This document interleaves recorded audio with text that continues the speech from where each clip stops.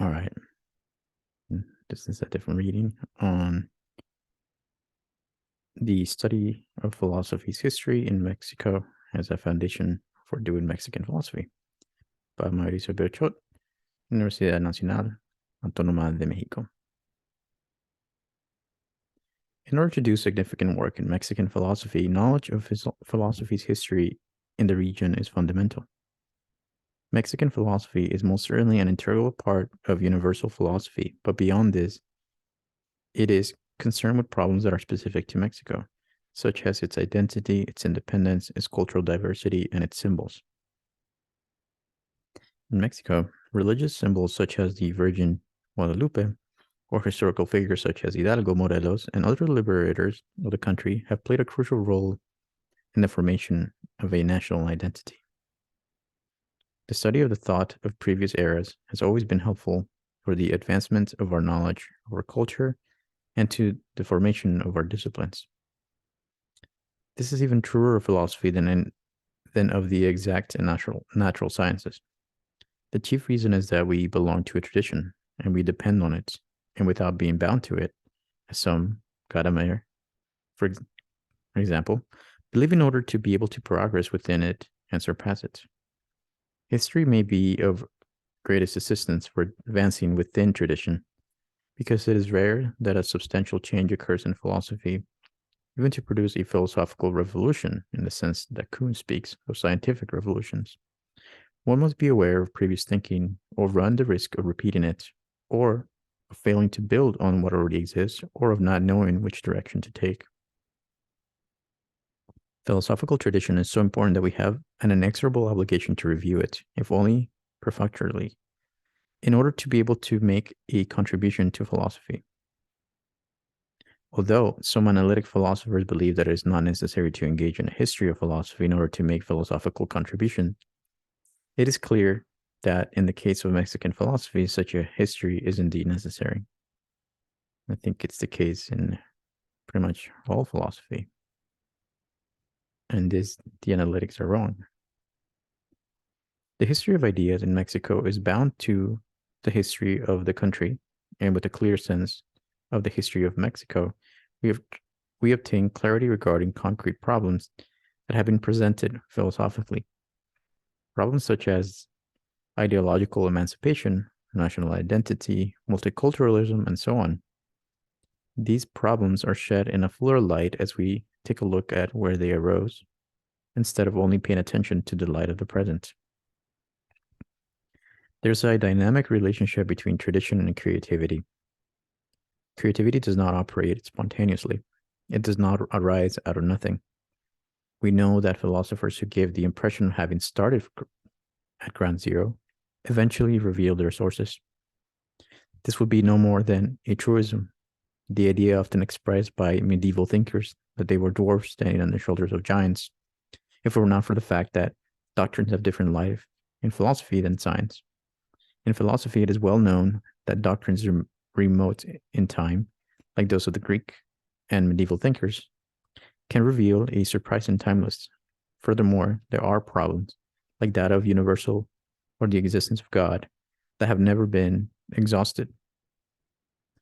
I sometimes feel I am inserting the obvious, but the effort is not in vain if we consider that there is a group of philosophers, especially in the branch of analytic philosophy, who believe that reviewing the history of philosophy is only of secondary interest, if not utterly pointless, that the very latest thinking has value. Nevertheless, much relevance and vitality can be found in some of the doctrines of Mexico's historical legacy.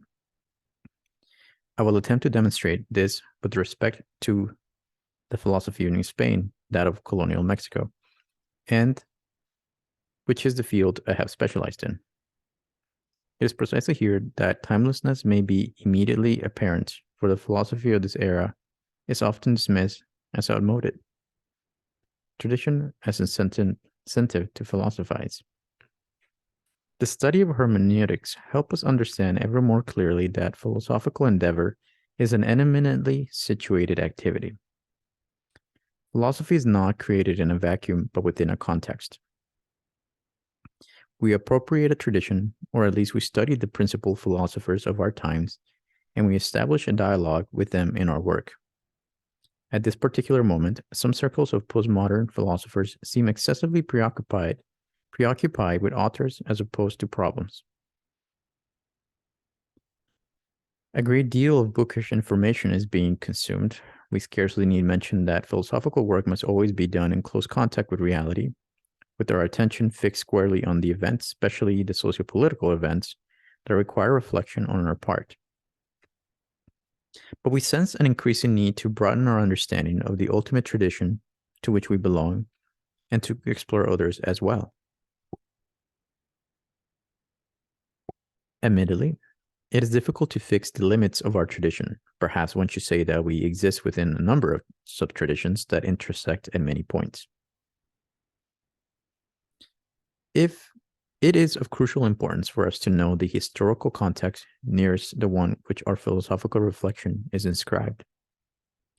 We are engaged in a dialogue with other individuals who have undertaken this reflection, not with a mere collection of arid opinions brought together as a kind of erudite ornamentation. For example, we ought to know the principal thinkers of our national heritage, even though for some deplorable reason there appears to be more interest in foreign philosophy than our own. French, German, or American philosophers are studied more frequently than our Mexican or Latin American thinkers. This is the result of a kind of inferiority complex on our part. People believe it is of little value to consult our original philosophers, since they're not one of the same caliber as others. At our universities, the very study of Mexican philosophy is viewed as something secondary, often offered, if at all, as an elective course, not as part of the core curriculum. But very often, reading of our national philosophers facilitates the articulation of Mexican problems and provides tools with which to resolve these problems. At the same time, we refer with the greatest frequency to our most recent history. Yet the liveliest things in history are the dead. For example, the study of the evangelization of the indigenous people of the colonial period sheds light on the peculiarities of their religiosity and many other aspects of their cultural life, like the great communal spirit that was observed in certain forms of their work, like the tequil in which individuals gave work for the collectivity.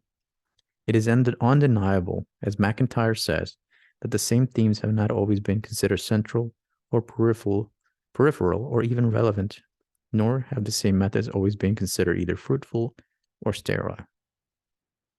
But there is a basic continuum beyond such fluctuations. That is why these hermeneutical tools can be applied in different areas.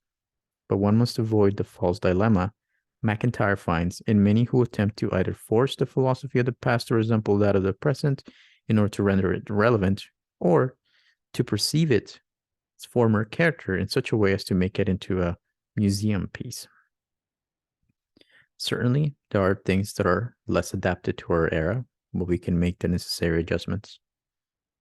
Those who are most active in the present are those who have already died.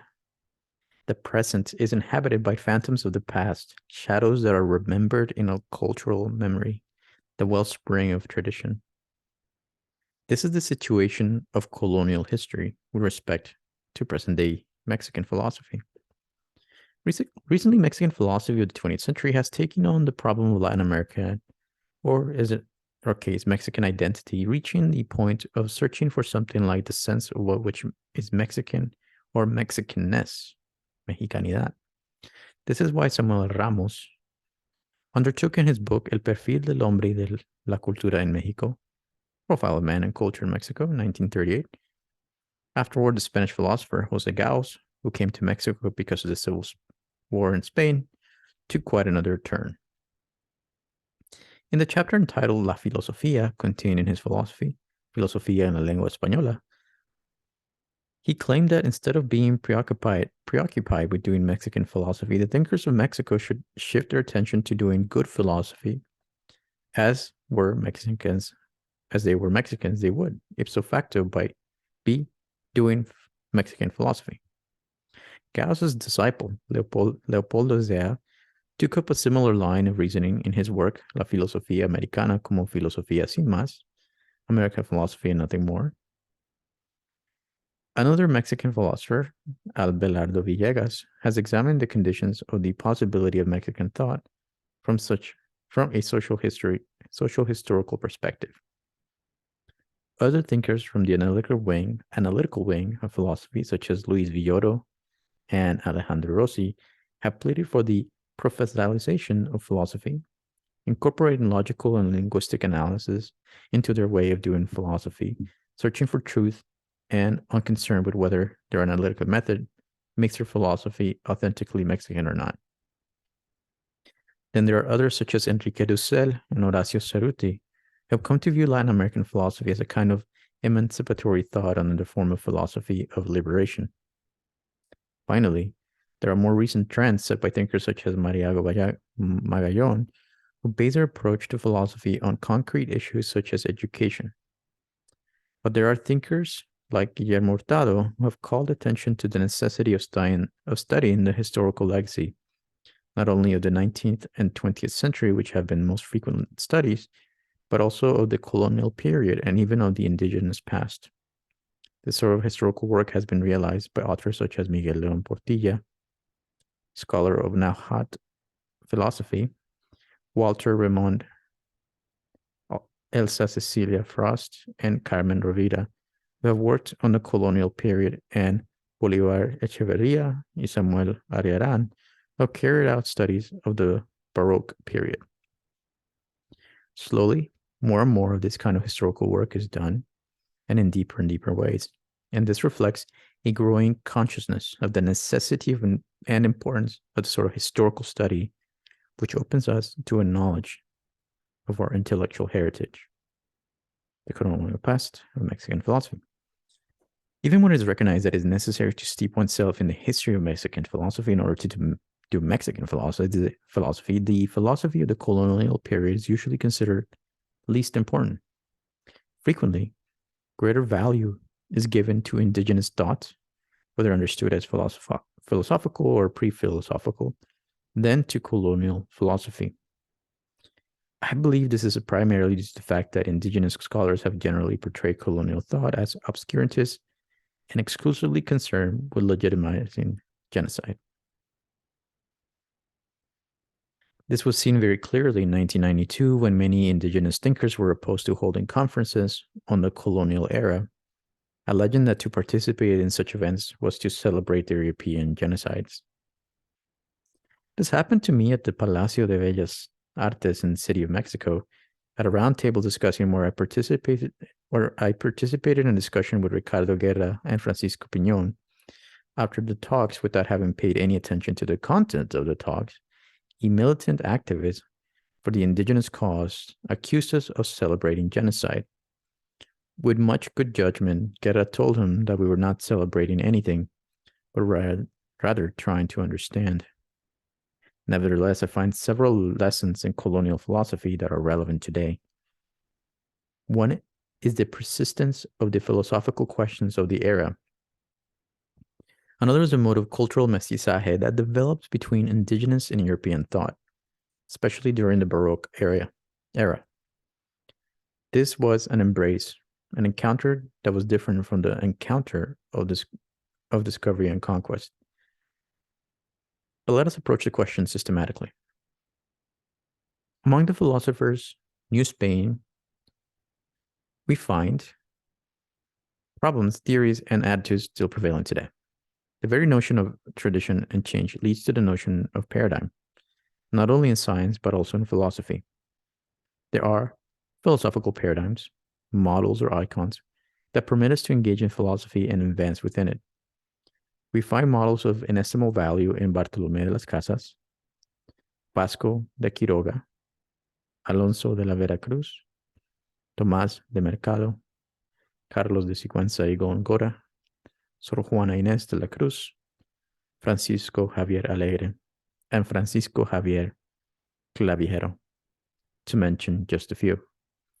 Of course, a model, as we well know, is always an analog, always polysemic, irreducible to a single meaning, and must be used by each individual in a unique way according to the historical, cultural context.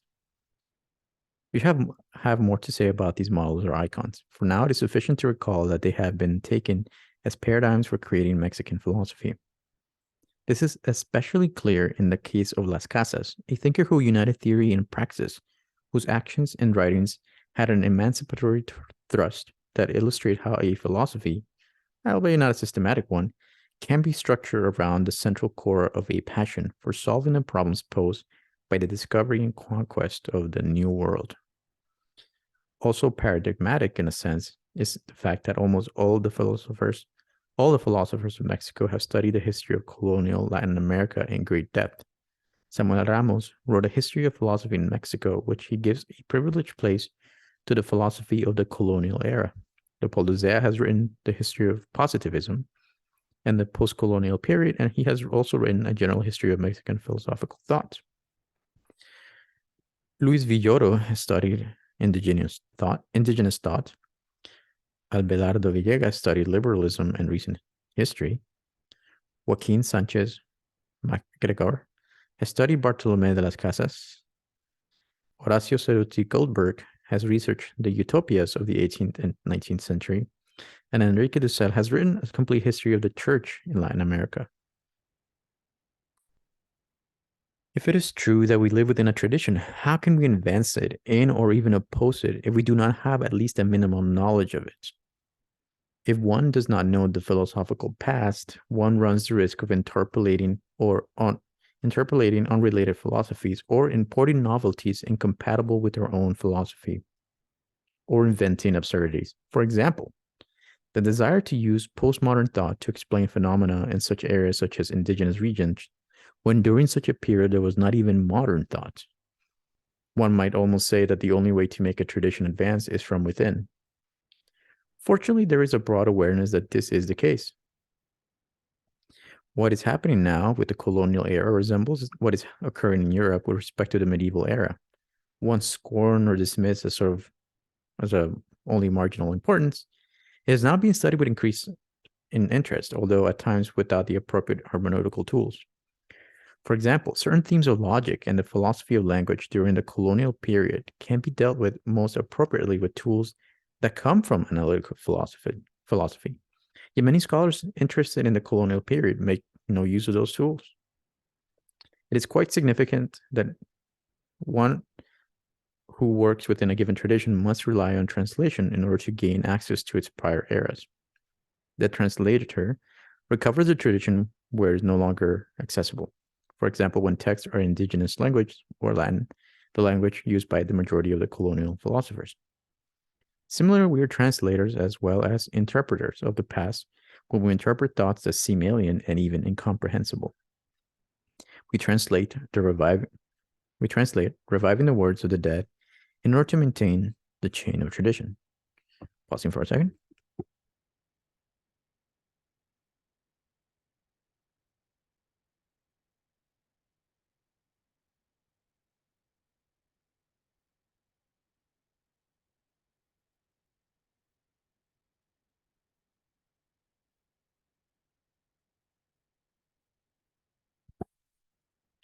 The history of the philosophy of New Spain. A brief summary. To provide a better context for the theme, I shall give a brief summary of the great period of the history of Mexican philosophy during the colonial period. If we take the date of the conquest of Tenochtitlan by Hernan Cortés in 1521 as the beginning of the colonial period, and the date of 1829, the defeat of the viceroyalty as the end, we have before us 300 years of historical progress. A very important period in the formation of our philosophical tradition, and one that must be given serious consideration. From the beginning, we find distinguished humanists such as Fray Julián Garcés, bishop of the first Mexican diocese, that of Tlaxcala, Puebla, who wrote a long, elegant, and persuasive letter to Pope Paul III, more a treaty than a letter, in which he defended the belief that the Indians were rational beings and should not therefore be reduced to slavery nor deprived of their right to own property. We could mention several others as well. Fray Juan Zumarraga was the first bishop and the Archbishop of Mexico City, a reader of Thomas More, and author of the First Opinions short text, boasting the enslavement of the indigenous people. Vasco de Quiroga, Bishop of Michoacan, was another reader of More who tried to put his utopia into practice in some hospice settlement he founded. To the end, he wrote his Información de Derecho and some ordinances of the settlements he founded. Fray Bartolomé de las Casas, Bishop of Chiapas, was not only familiar with More's theories, but with those of Erasmus as a result of his contact with the latter circle of followers as the court of Charles V. To battle the liberation of the indigenous people, he used all those doctrines, an authentic mixture of philosophical currents invoked for one just end. The first provincial of the Jesuits in those lands, Pedro de Ortiogosa, was also an attentive reader of More. I am familiar with the volume of the works of Erasmus that belonged to him, full of notes in his hand, which is preserved in the library of the former monastery of Santo Domingo de Mexico City, in Mexico City. A little-known volume, it reveals Father Ortigosa's careful reading of the work of the Greek humanist. There is Dr. Francisco Hernandez, royal physician to Philip II, who, in addition to his works on the natural sciences, wrote books on philosophy in the Stoic tradition. And finally, there is something of Renaissance humanism in the work of Fray Diego Valadez, a Franciscan missionary who wrote a Retórica Cristiana, published in Italy and reflecting the philosophy of Raymond Lull. It was used in Mexico for preaching. Also from the 16th century within the scholastic tradition, we have the Augustinian Fray Alonso de la Veracruz, a disciple of Vitoria in Salamanca, and founder of schools and libraries. In 1540, he founded the Colegio de Tiritetio, where in 1542, he taught the first course in philosophy in the New World. 1542, wow. As Oswaldo Robles points out, this was 235 years before William Brattle taught the first academic course in philosophy at Harvard, in what is now the United States. Later, in 1553, he became one of the first professors of the newly created University of Mexico. He published his course lectures on the first printing press in Mexico, that of Juan Pablo, between 1554 and 1557. The work had two other editions in Salamanca and an indication of how successful it was in Spain. We should also mention the Dominican Fray Thomas de Mercado, author of a text on economic morality entitled Suma de Tratos y Contratos, published in Salamanca, Seville, and Italy, and considered by Joseph A. Schumpeter, a great philosopher of politics and economy, whose famous work in history of economic analysis, to be a classic work in economics. He also published in Seville a commentary on Sumulas of Logic by Pedro Hispano and commentary on the Esisauge of Porphyry and the categories and the posterior analytics of Aristotle, which he had translated from Greek into Latin. We must also mention the Jesuit father Antonio Rubio, author of the Logica Mexicana, another very famous course in philosophy, so successful that it enjoyed more than 50 editions in Europe, including Holland, England, and Poland. That, of course, became so widely known that Descartes used it to prepare for his examinations at the Jesuit college, and Leibniz cited it in his dissertation.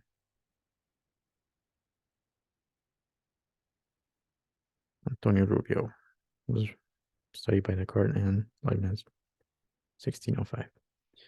Just as humanisms influenced the scholastic base of philosophy in New Spain during the 16th century, the influence of Hermetism became apparent in the 17th, blending with scholasticism.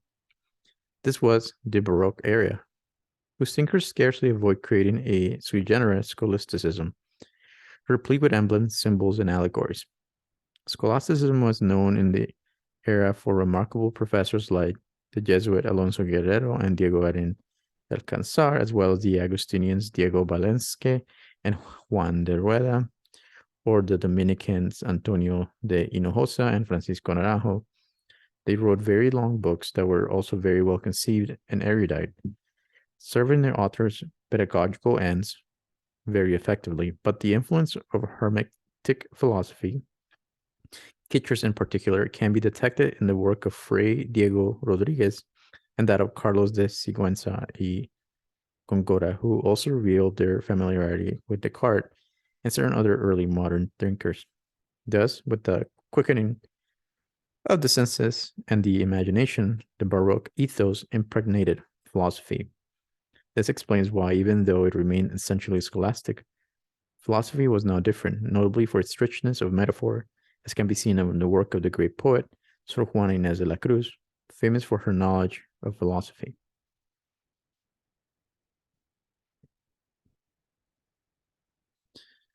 After the 18th century, the modern era of enlightenment appears in Mexico with philosophy's ensuing reactions to the new sciences. The process had various stages. First, scholasticism's ignorance of modernity. Later, its reaction against modernity. Still later, the emergence of a modernized or eclectic scholasticism leading to an autonomous or frankly anti-scholastic modernity. Juan José Higuera y Eguren, a learned university professor, was representative of the first phase. The second stage, or the attack on modernity, was led by Francisco Sigala, a Cuban who had settled in Mexico around 1750. In the third phase, that of the eclectic or modernized scholasticism, we find the Jesuits Francisco Javier Clavijero, Francisco Xavier Alegre, and Diego Jose Abdad, who left manuscripts of courses or parts of courses that give evidence of their teachings. Additionally, we have such publications as Alegre's Institutiones Teologia, which were published in Italy in 1789. Another Jesuit, Andrés de Guevara y Basozábal, wrote a philosophy course that was published in Spain and used as a text until the beginning of the 19th century.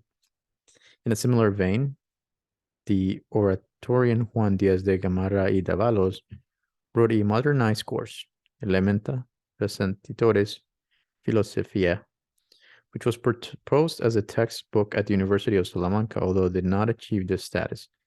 Finally, in the group of independent and even anti-scholastic moderns, we can include José Antonio Alzate and Ignacio Bartoloce, whose work more closely resembled that of scientists. Such is the philosophic legacy of Mexico's colonial period.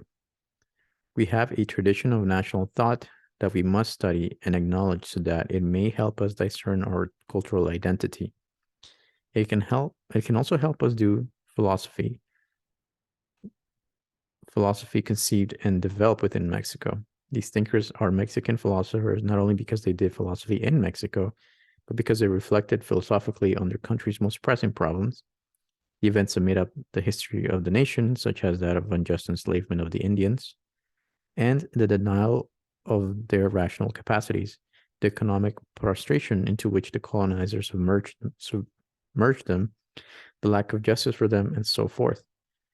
These issues defined the philosophy of the period and began to configure and constitute Mexican philosophy as a philosophy situated in its historical circumstances and one that was competent to deal with those circumstances.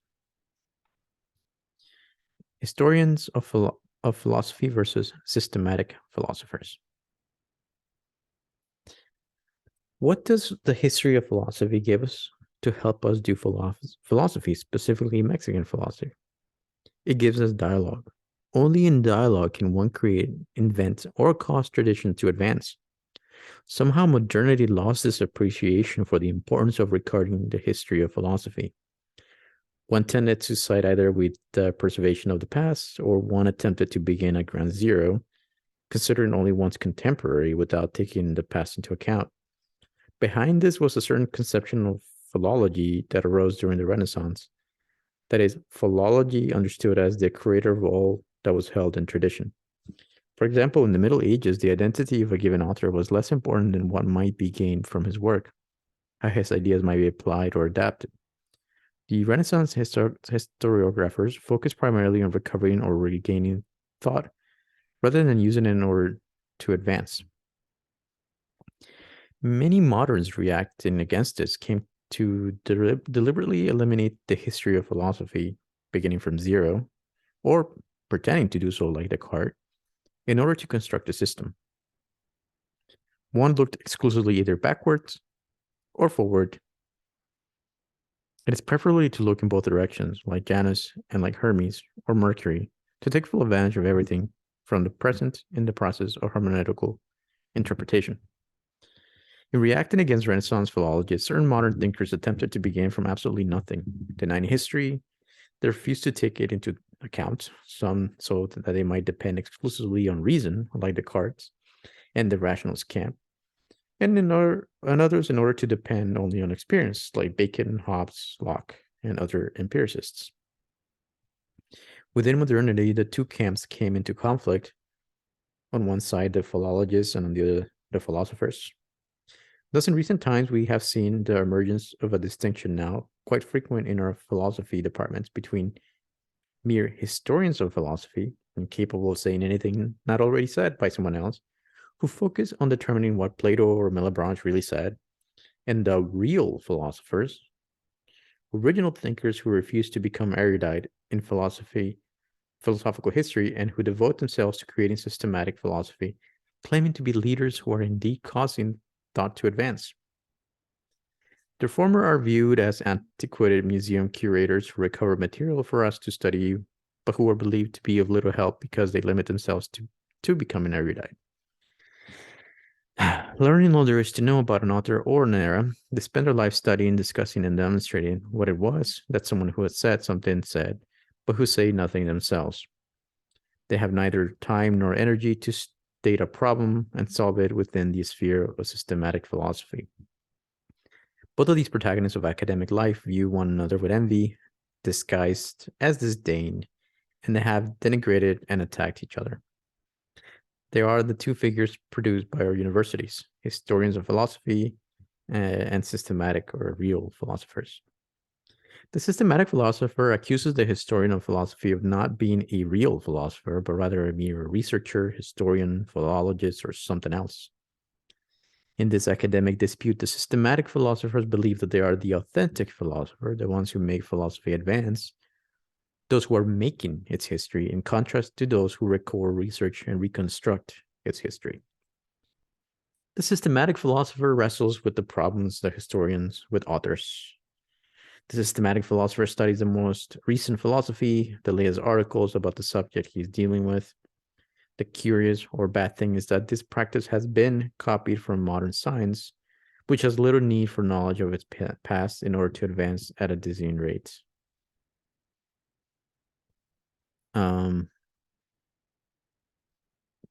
Okay. This is why scientists do not feel called to engage in historical research. On the contrary, they feel as if such an investigation will slow them down, hinder their progress. But this cannot be the norm for philosophy. This is due to the nature of the problems that philosophers face, because unlike the problems set forth by the scientists, philosophers face problems that are not resolved in a definitive way. Philosophers continue to revise and reformulate the same problems so that we are left with these problems, such as the problems of change that was presented by the pre-Socratic, or the problems of freedom, which continue to reappear. If one is not familiar with the history of ideas, one runs the risk of offering solutions that have already been given and repeating things that have already been said. Fortunately, in recent years, we have seen growing awareness of that fact that philosophy does not advance in the same way as science in a linear fashion. And one will say science probably doesn't need, Forgetful of the past, focused always on future achievement, such attitudes produce the scientific philosophies such as positivism, phenomenology, and structuralism. But philosophy is tending more and more to unite both activities, the study of the history of philosophy and the systematic statements of problems, historicity, and systematic philosophy. Moreover, Mexican philosophy as such clearly has a cultural and historical orientation. According to some thinkers, Gauss, for example, it has a historicist root. Mexican philosophy has been conceived by thinkers attentive to history, who even use our history as their point of departure, if not all of it, at least a significant section of it, in order to state the problem of Mexican philosophy and also to structure and develop it. Of course, there are always losses. No one can find a perfect equilibrium, a mean that would serve as a model. Perhaps a question of whether history or system should predominate is a question of temperament. But curiously, in Mexican philosophy, history has tended to predominate over system. Philosophers begin by writing history, but go on to elaborate a system that will explain the evolution of that history, the history of Mexican thought. Somehow, philosophy is a search for identity and meaning. This is one of its objectives, perhaps the most important one. Achieving it requires a return to the past. For example, in Mexico, to search for identity in the midst of cultural and racial diversity, the Baroque period offers us a useful model of racial fusion, and even more of a kind of cultural fusion that still has much to teach us, especially in this period that shows such strong interest in the problems of multiculturalism.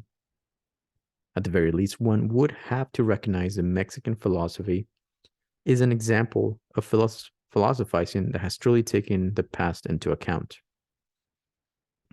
It constructs its system as a reflection on its historical process.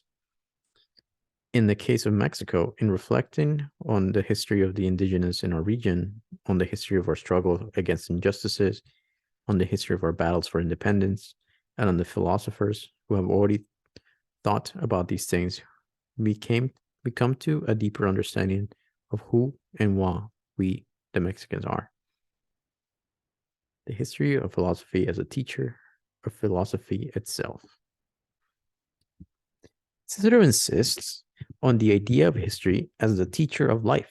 Ricard pursues this idea, affirming that in the first place, the historians preserve from the past that which should not be forgotten. In short, that which is memorable.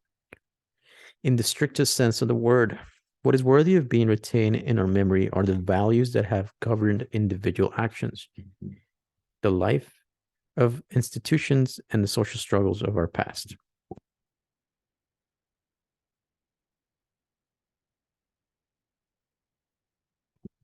Thanks to the objective work of the historians, those values have survived to increase the common legacy of humanity.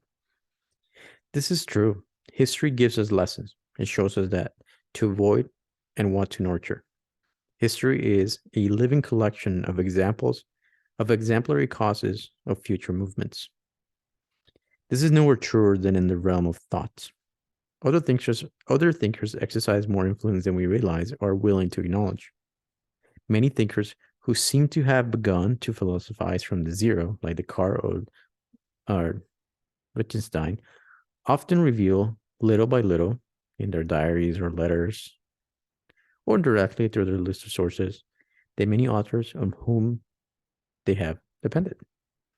Philosophizing cannot be reduced to a mere repetition of the thoughts of others. On the contrary, it must culminate in creation, in contribution, or based on a moderate use of history. But it's also certain that creation cannot be accompanied ex nihilo, at least as far as human beings are concerned. Obviously, poor use can be made of creativity. Thinkers may pride themselves on propositions that are inconsistent or fruitless, that is inappropriate for a given cultural context. For example, the Mexican positivists at the beginning of the 20th century wanted to make our country into a copy of France, in which such a transformation they were willing to risk wiping away any traces of indigenous cultures. I believe that creativity in philosophy can be compared to the logical semantic rule of analogy, which has both univocity and equivocity, with equivocity dominant. Equivocity? Univocity and equivocity, with equivocity dominant. I think that's the right way to say it. This means that while one must immerse oneself in a tradition, studying certain authors thoroughly, what is going to matter inevitably is difference, something that breaks with previous thought, in a word, creativity. In short, in order for creativity to avoid error, It must emerge from tradition itself, and that is, from the history of philosophy. Thus, creativity will avoid repeating what has already been said. It is also more effectively it, it will also more effectively promote things that have already been discovered. This is of crucial importance here because the study of philosophy in Mexican is at a disadvantage with respect to the study of philosophy in Europe. It does not receive the same attention. It has been called inferior, but that affirmation is most unjust. If we look into the past, we can see that many of our colonial philosophers were equal of their European counterparts, and in some cases even surpassed them, as frequently happens. Of course, there were others who were more limited, who merely repeated truisms of the manuals without tackling really important problems of the world around them. What stands out is that strong tradition of philosophical thought has always existed, and this is a living lesson for us today. Mexican philosophy is not just Mexican, and it shares in all universal philosophical traditions. It happens that philosophy can be nourished on the errors of the past as well as on its sound discoveries. At this point, we need to confront historicism, ahistoricism, sublationism, and argumentation, to use Walter Redmond's categories. Sublationism says that all previous thought has been surpassed. Argumentism says that what matters is the argument presented, whether it came from the past or the present, so that pre-Socratic thinkers may be better than philosophers in vogue if he offers a superior argument. When one does not look at philosophy from a sublationist viewpoint, it is clear that the past has much to say to us. It almost seems that there are two distinct hermeneutics, one syntagmatic and the other paradigmatic. One that progresses without ever looking back, and one that progresses while at the same time trying to probe ever more deeply. The first tends to be linear, horizontal, and will dispense with what came before it with history. It is more synchronic than diachronic. On the other hand, the paradigmatic approach is more diachronic than synchronic. Recourse to history dominates in this view. Why then is it important to turn to the history of philosophy, specifically to Mexican philosophy, and even more specifically to colonial philosophy? In a word, because it provides us with models, guideposts for philosophical endeavor, for creative work in philosophy. For example, Las Casas' thought provides a model for dealing with issues surrounding colonial injustices. It is perhaps true that his zeal was excessive and he caused a separation between Spaniards and Indians by insisting on a separate village for each, while considerable distance between them, and that further, by advocating this, he delayed the process of mestizaje. The concept of mestizaje has been extremely important in Mexico. This term refers not only to the racial mixing that went on during and after colonization, but also, and even more importantly, to the kind of cultural mixing. The concept of racial and cultural mestizaje is so important because it was due to this that the new Mexican identity was forged. One which was neither Spanish nor indigenous, but something entirely new. The significance of this became clearer in the 17th century during the Baroque period. We observe this in artistic products such as distinctive buildings, temples, and cult objects, and also in literary and linguistic customs, which reflected change due to the mixing of the Spanish and the indigenous culture.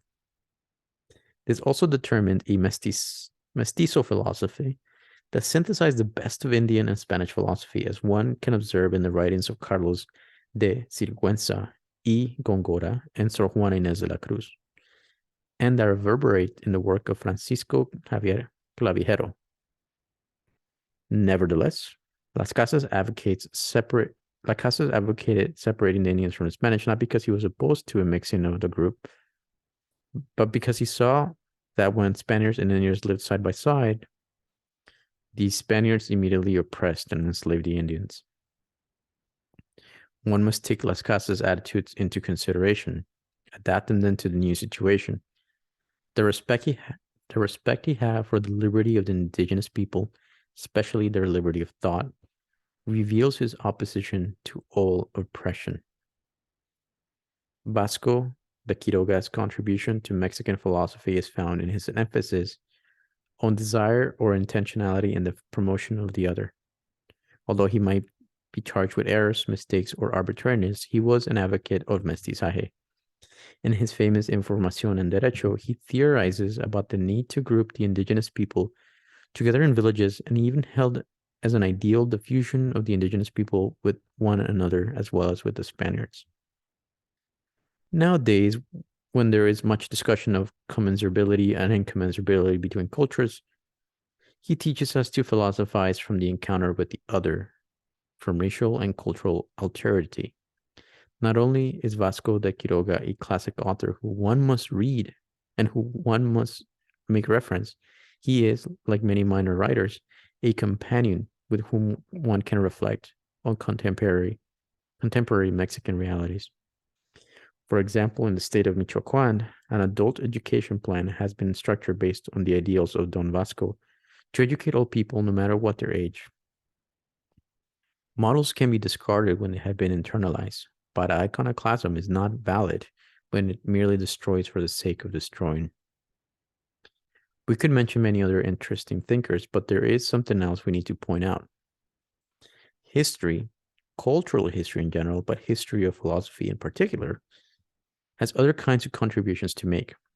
To take this example of mestizaje, especially during the era of Baroque, it was a living example of thought because it moved many to reflect philosophically on a specific phenomena. Starting to get a little tired. The criollo condition also raised questions of a philosophical nature, as people reflected on the question of Mexican cultural identity. These are studies of Mexican consciousness that will be of interest to those who are presently attempting to clarify the legacy of the Mexican. The study of mestizaje is not only interesting to the historian or the historian of philosophy, but also to the philosopher, since nowadays we are encountering throughout the world many types of intercultural contexts, even of mestizaje, such as cultural mestizaje. More significantly today, perhaps that ethnic mestizaje. Mestizaje, as a philosophical concern, was of special interest to the criollos, or residents born on American soil. We think immediately of Carlos Sigüenza y Góngora on Sor Juana Inés de la Cruz. Sigüenza takes up the topic in the Teatro de Virtudes Políticas, where instead of using models from Greco-Latin mythology or history, as he usually did, he used indigenous models. Each virtue was exemplified by an Indian king, a native personage, who was an icon of the virtue in question. The work was a profession of Mexicanism or Americanism.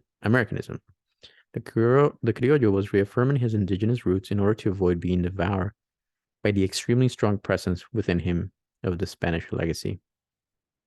Since the Spanish part of him was predominant, he sought as a defense to oppose to it his Indian roots, which were also strong.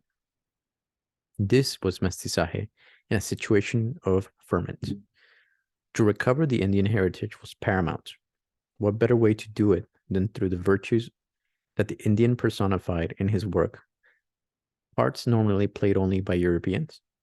To give the Indians such roles was to deprive Spaniards of their dominion over ethics, while affirming the ethics of the indigenous people, who constituted an important presence in these lands. Did anyone believe that the natives did not possess these virtues? This was unthinkable. Baroque writers went directly to the exorbitant Greek mythology, and they also had exoticism, Orientalism, Kitcher's shift of gaze towards Egypt and China. These examples were what made it feasible to use indigenous people in such roles. This focus was also quite apparent in the many works of Sor Juana Inés de la Cruz. As a matter of fact, Sigüenza and Góngora created a museum of Indian antiques that he built to the Jesuits.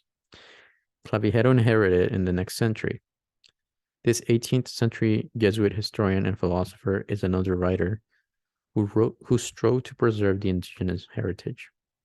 He even wrote a history entitled Historia Antigua de México, in which he reconstructed the indigenous culture, interpreting Throughout the work, essays or speeches in which he defends the Americans, primarily Indians, but also mestizos and criollos, against the attacks and charges that the enlightened European anthropologists had leveled against him. It was a struggle against Eurocentrism, quite similarly the one being waged right now by several philosophers concerned with Latin America. Dussel, for example, and this is nothing new, making a return to history more relevant than ever. In the 18th century, Juan José de Higuera y Eguren did something similar. In Alicante, Spain, a dean named Martí wrote a letter, included in Mayans and Siscar editions of his works, in which he advised a young man not to go to America, specifically Mexico, because he would not be able to study there.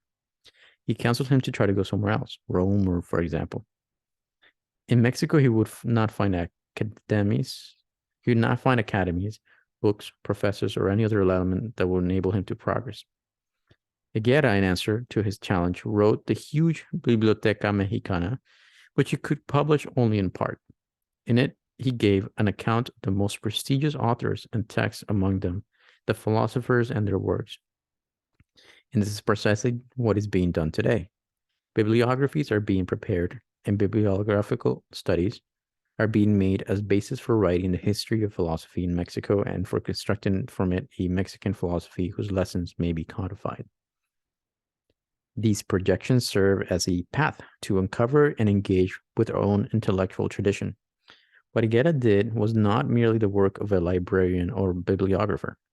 He wrote excellent biographical sketches and voluminous studies of the works of principal thinkers, giving us a history of thought at the height of the 18th century.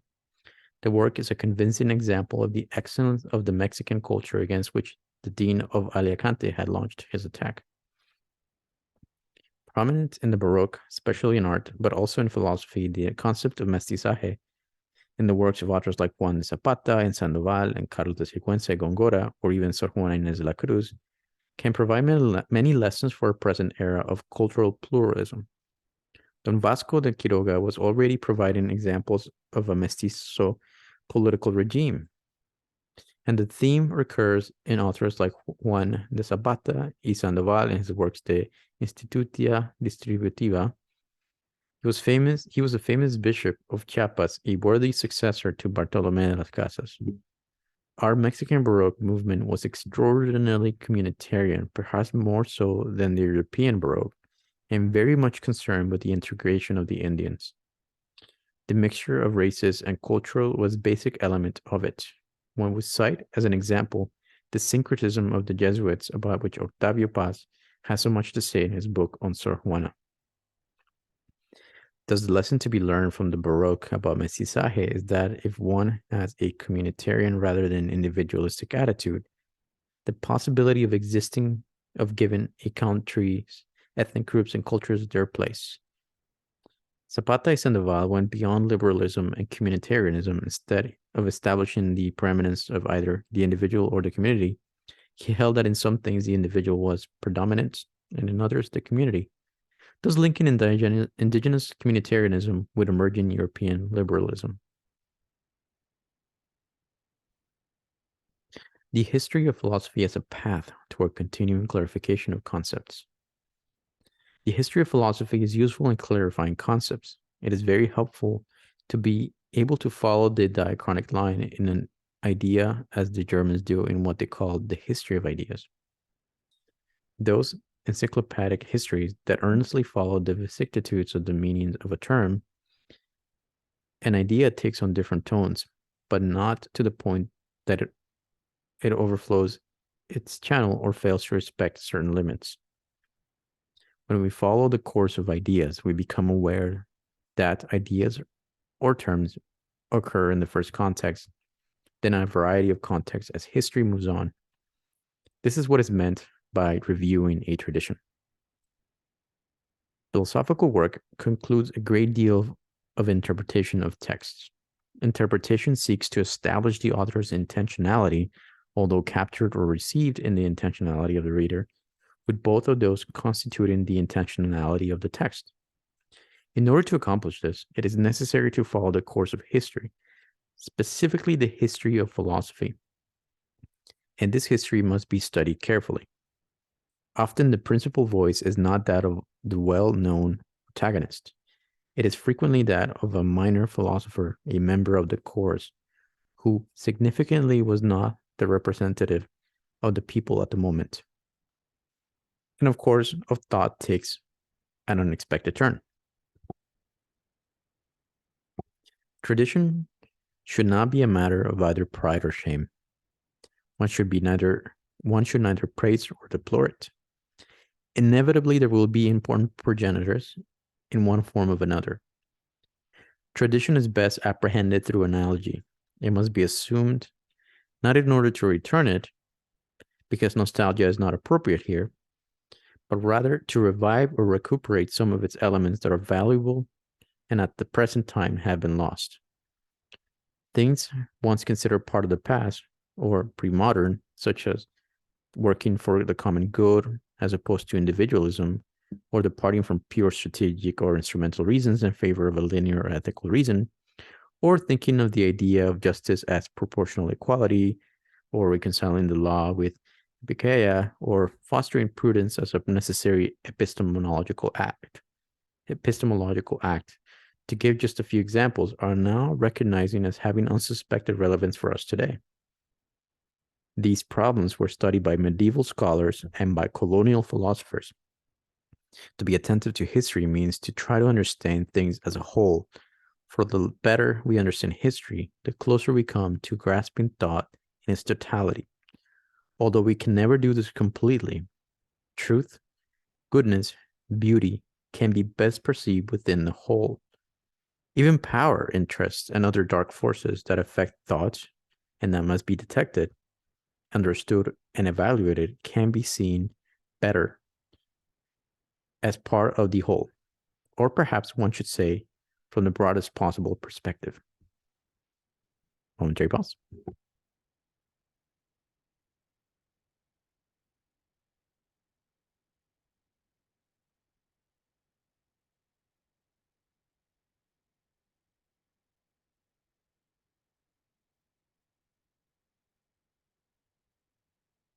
Conclusion.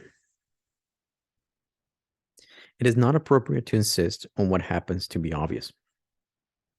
The problem is, unfortunately, that the matter is not as obvious as it should be, at least not in certain circles, for example, among those who take scientific approach to philosophy.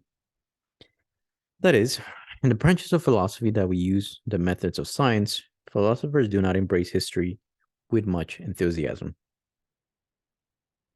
This can be seen in some areas of positivist philosophy, of science, language, logic, etc. History is relegated to a role of less importance because it is believed that looking into the past is a waste of time. Only the new has value, only the latest breakthrough has philosophical relevance. The myth of linear and direct progress is responsible for diminishing the importance of history. The past is dead. But if history is the memory of humanity and memory is what enables us to have experience, history is the great reservoir of human experience.